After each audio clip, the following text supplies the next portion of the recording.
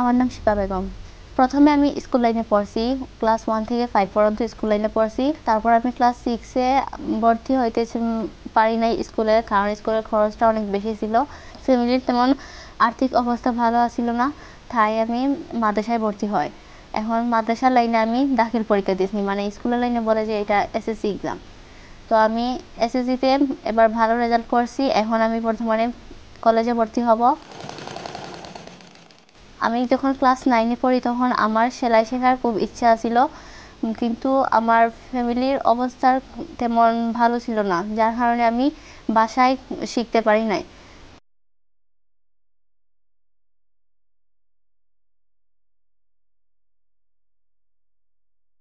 জমজমের অনেক স্টুডেন্টের কাছে শুনছি যে জমজমে এরকম ফ্রিভাবে সুবিধা দেওয়া হয়।